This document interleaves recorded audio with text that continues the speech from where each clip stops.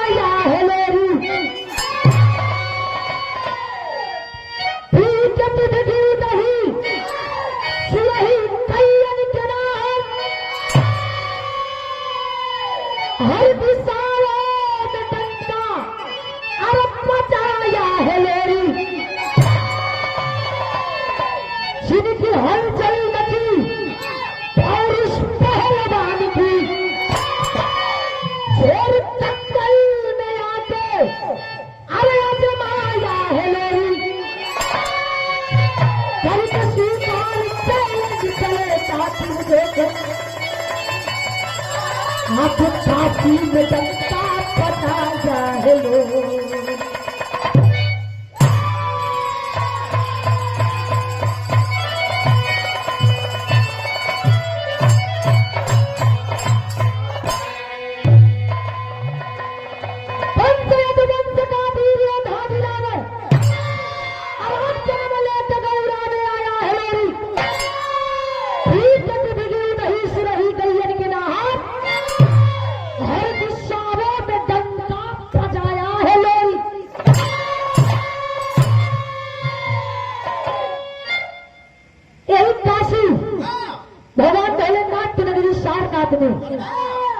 आकर के चैलेंज कर दिया। कौन चैलेंज किया? बिहार में एक लाइन गजल का काज मास्टर।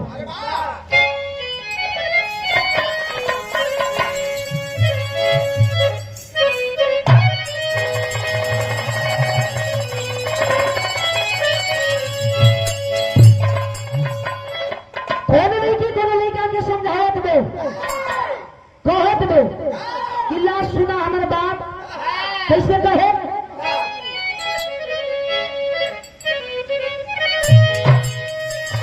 हारमोनियम बहुत खतरा वाला भ्रमण दिया सच्ची चौकड़ा के दिया था हल्का सा लेकिन समझाओ। अरे आ गए हो तो जाने कभी ना करो आ गए हो तो चाहने का जिक्र ना करो।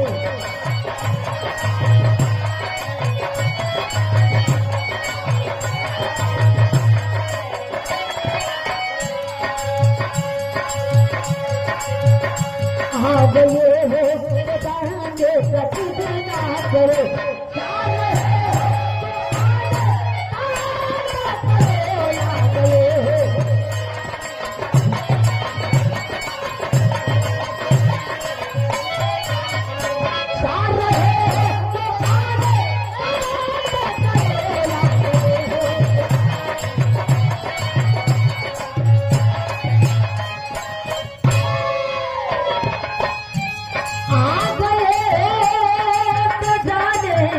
जिद ना करो अरे हो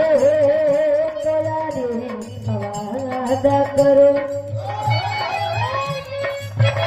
प्यार के मोड़ पर मिल गए मिल गए तो फिर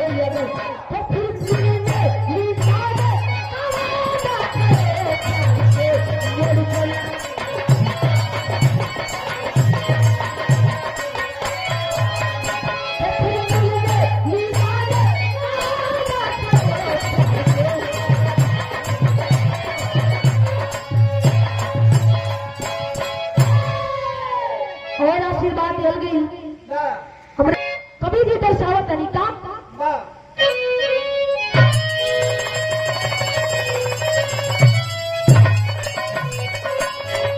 जो फिदा है नहीं इस वतन के लिए जो फिदा है नहीं इस वतन के लिए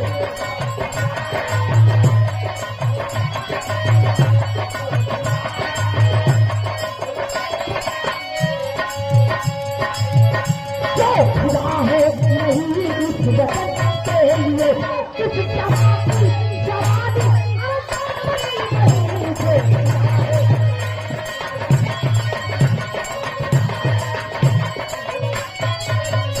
इस जवानी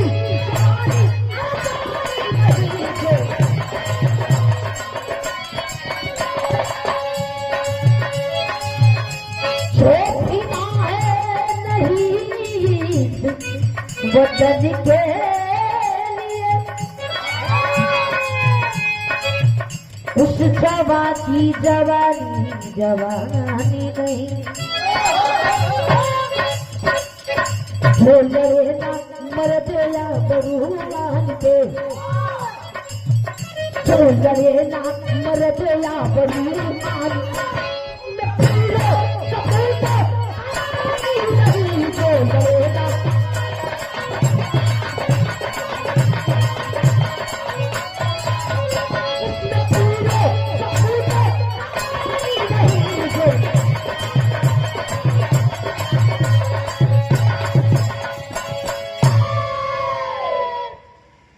खून कैसा जब खून में उबाल नहीं आ जाए बात जहां मान सम्मान के आ जा तो मर्द कैसा कि मान सम्मान पे अड़ ना जाए लेकिन गौर करेंगे जहरी छंद में बतावे के पड़ता कैसे मास्टर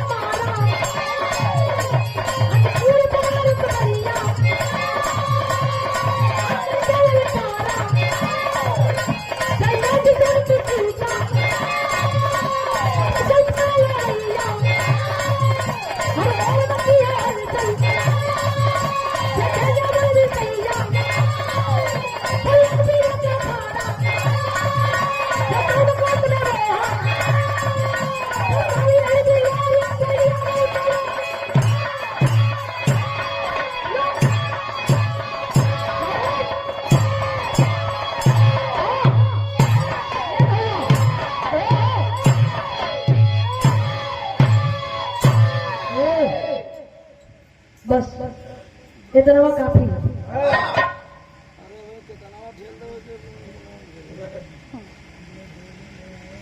गौर करेंगे।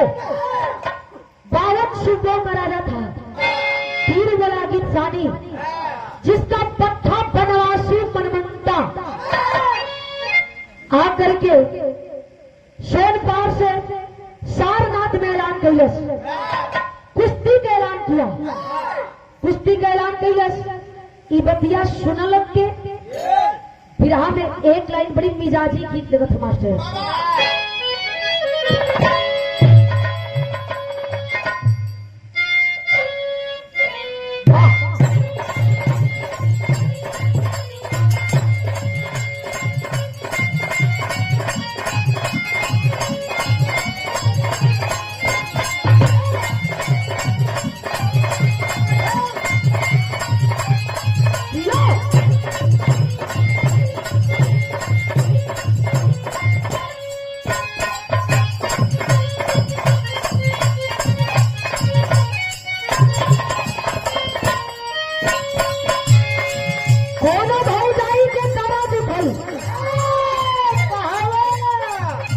ये जगला दिन बेचैन बड़ा तू कहवा उठल, इनके जल्दी बता देंगे। हो जाई अपने ननद के जगह के कह दिया कि ननदो हम बड़ी प्रिया से बिताओ तनी। ननदिया पूछत में भेजैया बताओ बेटा।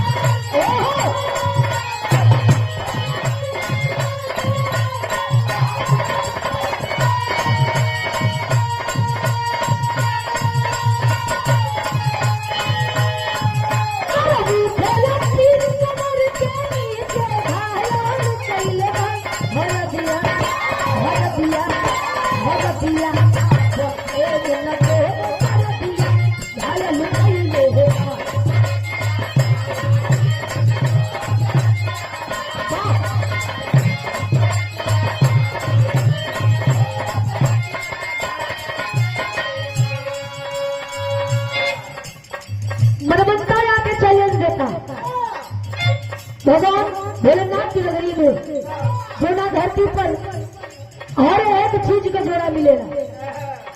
कैसे?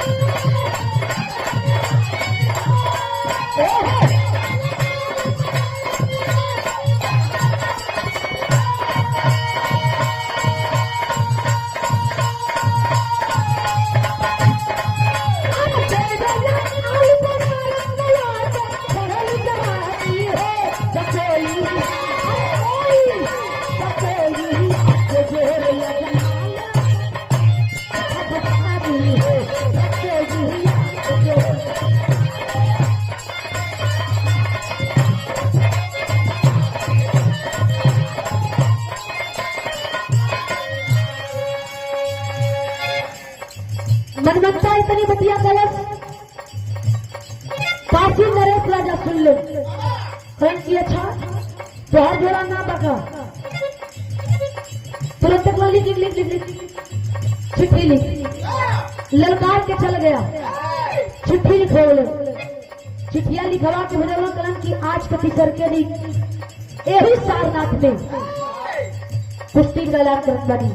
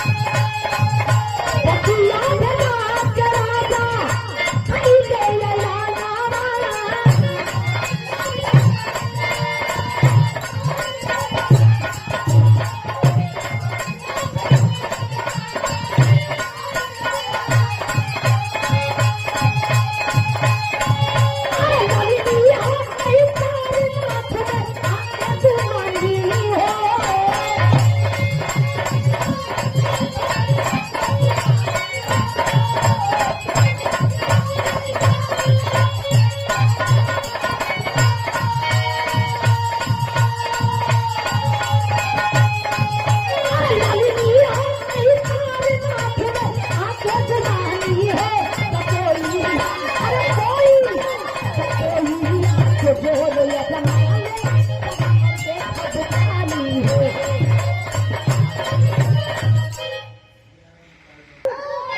मनमंता ऐलान किया, ऐलान करके वापस चला गया। काशी नरेश राजा चिट्ठियां लिखा के कहलन कि कुश्ती के ऐलान कैला तो कुश्ती रख ले बारी आके लड़ला। चिट्ठी पहुंचल मनमंता के पास। मनमंता पढ़ले बा, पढ़ैया बोला कि चिट्ठी पढ़ लेलस है, कई बात कैलस का हमरे एक गीत के स्वर्गीय दंडा लोगन गावा, रात में बंदा बुल्लू बंदा गावा, गुरु जी गावा, यही लोगन से हम सीखले हैं। कैसे गावा मास्टर?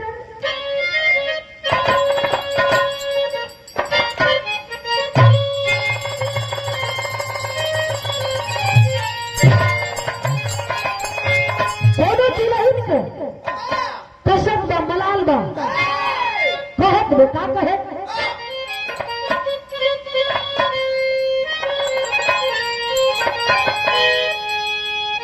अरे गवन कराई दिया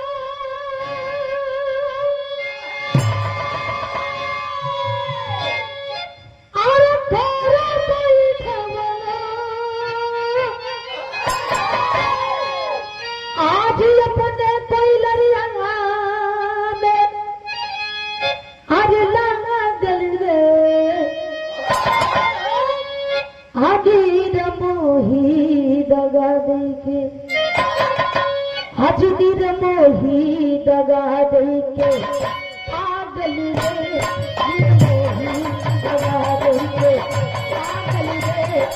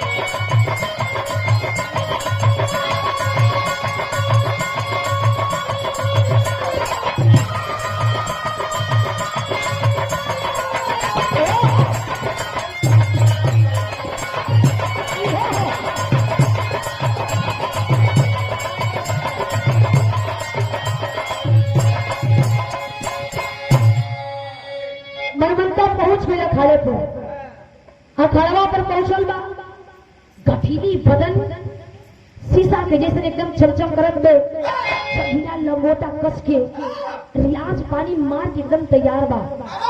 एर बात की जब सुनलन पहलवान हर रियासत हर कस्बा से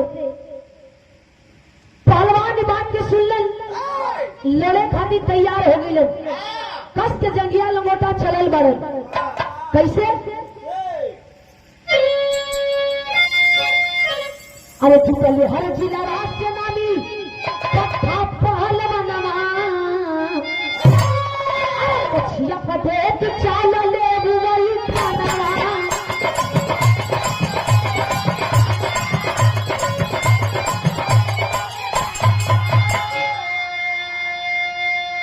अरे मथा बनाई जितवाला प्यारवा, अरे मथा बनाई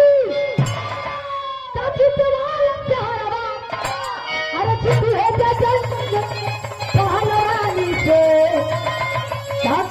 परिया बचाई, अरे अपन पानी से।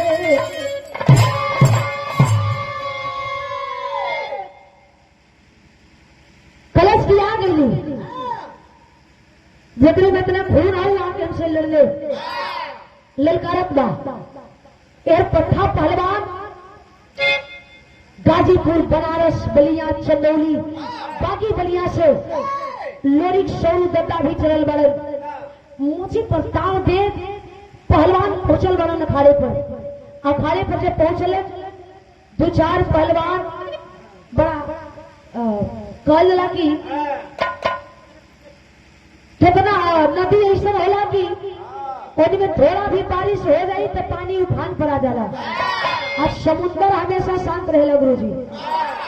तो ऐसे कुछ पहलवान डुबारे बहुत चोर अवतार बड़े मनमनता दोनों ओर से धई के चारों मरा धई की आप ले लबेदा एकदम पटक दिया। जब पटकाए गलन 3-4 जने तो जब 2-4-10 जने मेडरिया पर भाजत वहां जंगिया लोग लेके ऐसे ओके पट से उतार ले उतार के लगल धीरे धीरे साइड धरे कितना जने कहते हो कि 2 घंटे का टाइम भी हो गई। हवा खराब बा धीरे धीरे पीछे अच्छा ये देखत रहो धीरे धीरे लोग बहाना बना के निकले लगे। मनमंता बात के बात घटना कोई बचा है प्रथम पहलवान कोई बचा है प्रथम पहलवान उसको भी मेरी चुनौती है पारी पारी से लड़ने लगे क्या सबकी आई बढ़ोती है। मनमंता कलश की लागत बढ़ोती आ गई का अब कोई नहीं खेल रवैया का चाहता बाहर से का ले जुगाड़ लोग जब चल रहे तो विराट शैली बाहर होगा तो मास्टर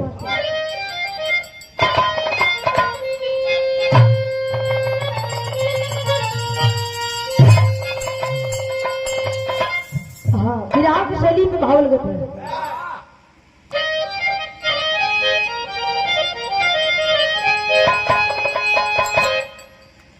एक तरीके से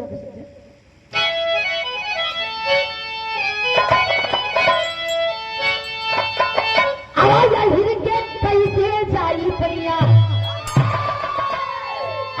बच्चों ये हिरके कैसे जाई परिया फिर था होई मर्द के पौरुष पहल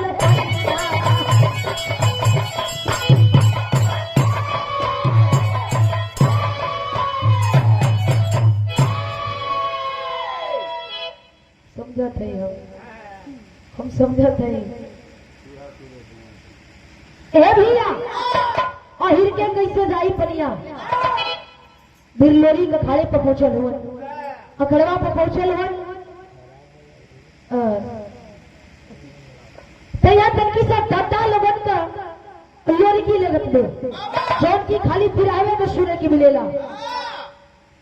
पहले के जमाना में दादा लोगन गावा माथे पगड़ी बांध ले कान में अंगुली डाल ले लौर के टांग ले लौरिया को होरवा में जूता टांग ले अब भैंसिया खोल के लेके चलो तो गावत चलो तब सा एक लाइन का झलक है।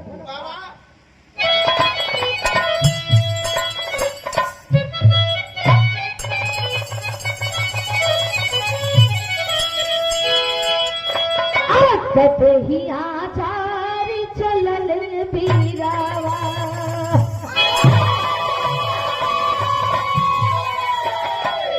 तब ही आचारी चलल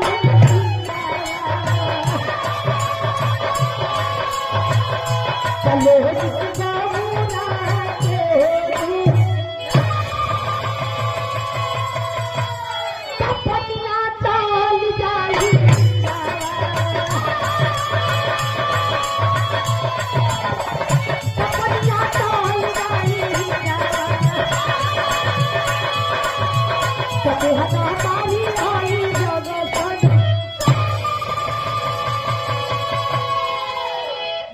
चलन कलन की गीता आज जगिया लगोटा फसले है तो मान मर्यादा बच जाई और नहीं तो आज के बाद धरा जाई। चलन एक बड़ी मनमनता है, एक बड़ी बिरलोरी। दोनों लोग जब अखाड़े पर जाके पंजा से पंजा मिलौले तब कभी जी लिखत रखता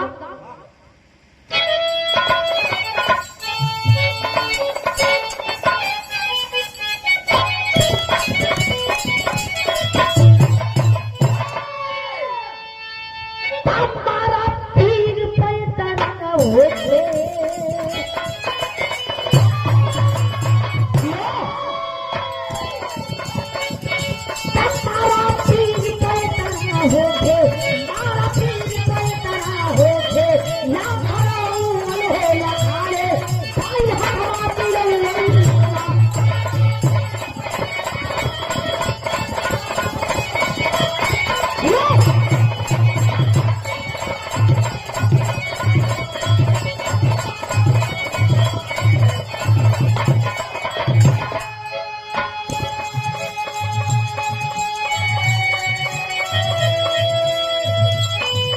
जवानी से जवानी टकरात में तो चिंगारी पे सकता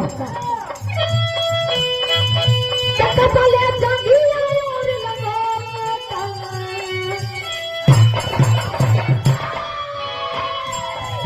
ले जांगिया और लगोता जगिया कुआ रे छोटा हो जगिया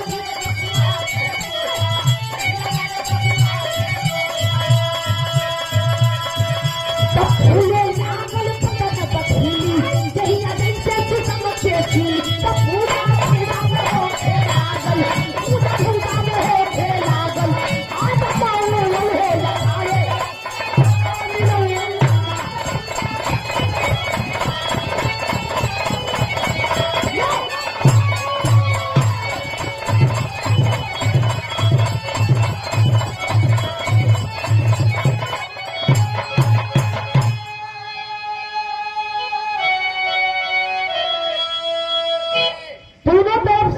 लोरी एक तरफ मनमनता फिर लोरी जवन भी दाव लगावत बाड़े मनमनता काट के पलट जात बा एक को दाव लागत नहीं बा वो लड़वैया रहल ई चागी कर रुधिर चढ़ाओ जिंदगी भर घूर पियलू अब का चाहिए तो के अब का गाना के रस पियबू हाँ तब का इनकर बाऊ चलावत रहलन ना लक्ष्मी माई के आशीर्वाद से दूसरा निकल रहा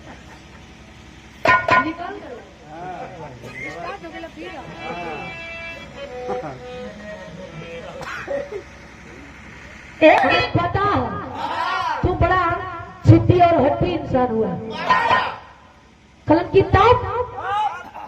तब का लड़ा चौड़ हो तो देखल जाई कल के एको दाव नहीं हम कुल दाव लगा चुके रही कल के अब दाव हो कौन दाव हो आला में बताओ पड़ता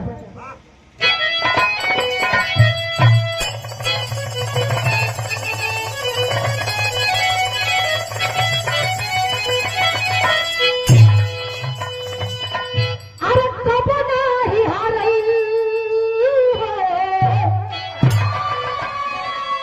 अरे बनारस बागी बलिया अरे छेकरे पगड़िया रखले भोले बाबा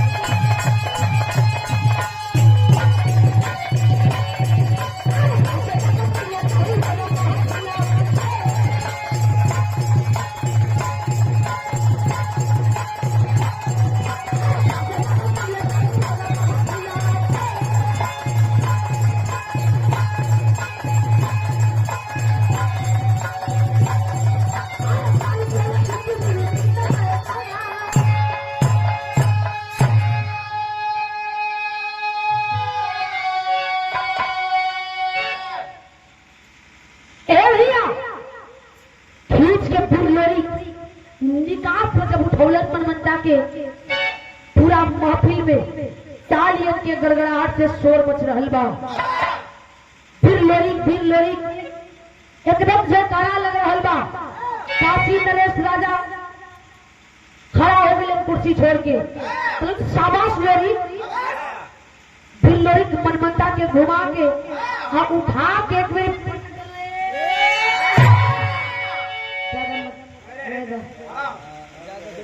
मरमुरा जाई बेचारा। फिर लोरी पटक के झुलवा लटाप के गलम की का हो बोला है सर। हाँ, मजा आवता। सही कह के गई लोन पुरनिया पटकले हवन। काशी नरेश राजा आके खड़ा पकड़न की बस फैसला हो गई। ज्यादा गर्मी फाटत रहला, गर्मी शांत हो गई। लेकर तब खड़े के अंदर कहे पुरन का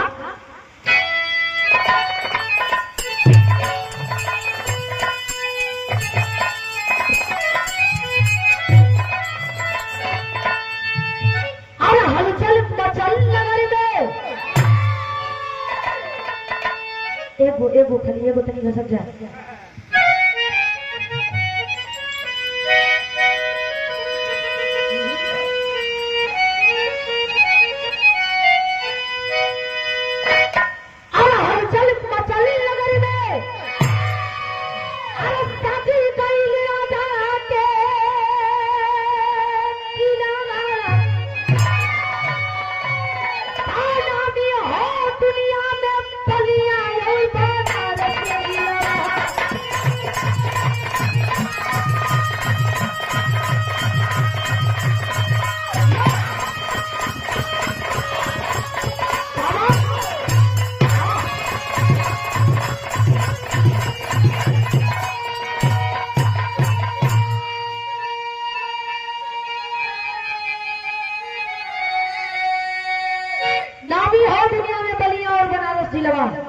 यही से कहा जाला कि सब जिला खाली जिला है, हमार जिला बलिया बागी है।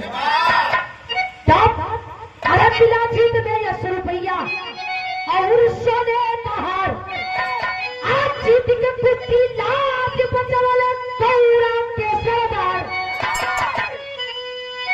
तहार के कहिले की दम पीलवा हो हाय बनारस जिला दुनिया में फलिया और बानर।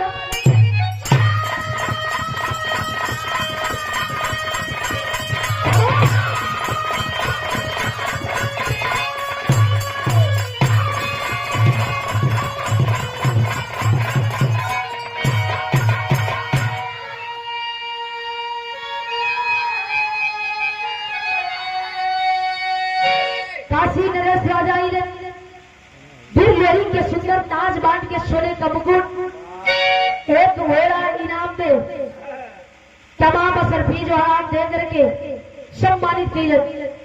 ऐसे ही बात साबित हो रही बा गुरुदेव की धरती पर जे केहू घमंड लेके आई यह टूट के चकनाचूर हो गई।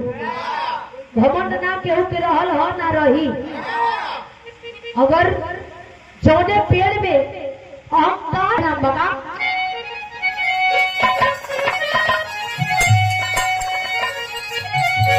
गुरु बिहारी पत्तू 6 वर्ष शुभ नंदन जी